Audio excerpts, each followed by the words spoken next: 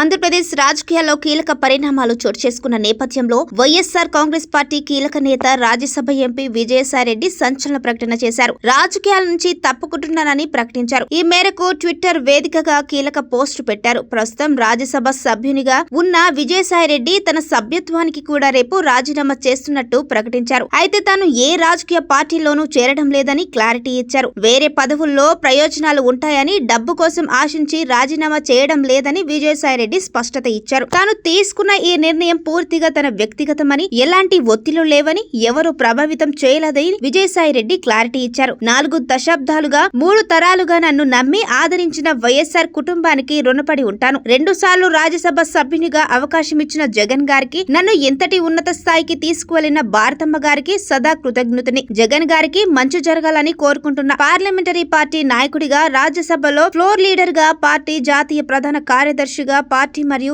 రాష్ట్ర ప్రయోజనాల కోసం చిత్తశుద్ధితో శక్తి వంచన లేకుండా కృషి చేశా. కేంద్రానికి రాష్ట్రానికి మధ్య వారధిలా పనిచేశా అని చెప్పుకొచ్చారు. దాదాపు 9 సంవత్సరాలు ప్రోత్సహించి కొండంత బలాన్ని, మనోధైర్యాన్ని ఇచ్చి తెలుగు రాష్ట్రాల్లో నాకు గుర్తింపునిచ్చిన ప్రధాని మోదీ గారికి, హోంమంత్రి అమిత్ షా గారికి ప్రత్యేక ధన్యవాదాలు. టీడీపీతో రాజకీయంగా విభేదించిన చంద్రబాబు గారి కుటుంబంతో వ్యక్తిగతంగా విభేదాలు లేవు. పవన్ కళ్యాణ్ గారితో చిరకాల స్నేహం ఉందని ఆసక్తికర విషయాలు పోస్ట్ లో తెలిపారు. కాగా తన భవిష్యత్తు వ్యవసాయమేనని విజయసాయిరెడ్డి స్పష్టం చేశారు. సుదీర్ఘ రాజకీయ ప్రయాణంలో ఆదరించిన రాష్ట్ర ప్రజలకి, మిత్రులకి, సహచరులకి, పార్టీ కార్యకర్తలకి ప్రతి ఒక్కరికి పేరు పేరున హృదయపూర్వక కృతజ్ఞతలు తెలియజేస్తున్నానని పోస్ట్ పెట్టారు విజయసాయిరెడ్డి. విజయసాయిరెడ్డి నుంచి వచ్చిన ఈ ఊహించని ప్రకటన ఆంధ్రప్రదేశ్ రాజకీయాల్లో తీవ్ర చర్చనీయాంశంగా మారింది. ఊహించని రీతిలో విజయసాయిరెడ్డి ఈ సంచలన నిర్ణయం తీసుకోవడం వెనుక కారణాలు ఏంటి అన్నది ఇప్పుడు సార్వత్రిక చర్చకు దారితీసింది. 2028 వరకు రాజ్యసభ పదవి కాలం ఉండగా ఇప్పటికిప్పుడు ఇలాంటి నిర్ణయం తీసుకోవడం వెనుక అసలు కారణాలు ఏంటి అన్నది ఇప్పుడు ఆసక్తికర చర్చగా సాగుతోంది.